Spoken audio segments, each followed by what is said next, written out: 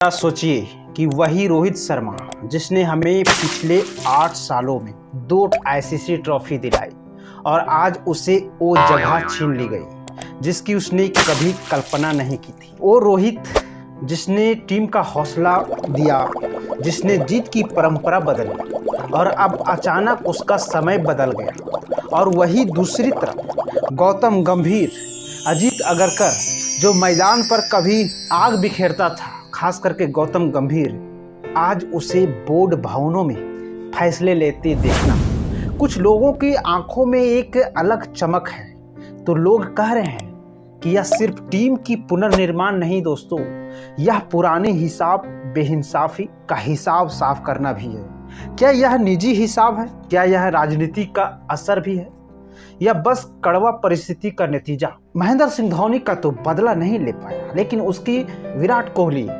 रोहित शर्मा, जडेजा जितने भी सबका चुन चुन कर बदला एक तरह से लिया जा रहा है। कुछ खिलाड़ियों का न्याय नहीं मिला।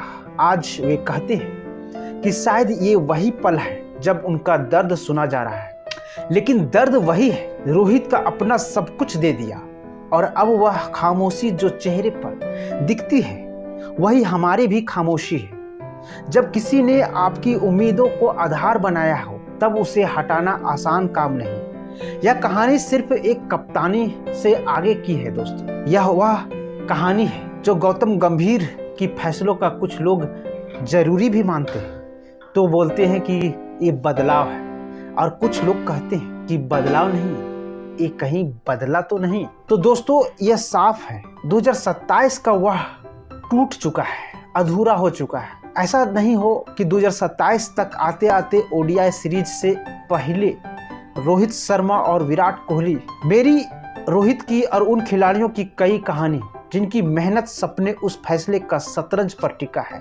अगर आप भी सोचते हैं दोस्तों तो यहाँ कुछ और है। आपको अगर मन में अगर कुछ है तो नीचे कमेंट में हमको बता दीजिए। हम सब मिलकर पूछेंगे कि क्या ये सही है? भाई वही रोहित है जो क्रिकेट को दिया और इन लोगों ने 1 साल तक नहीं दिया।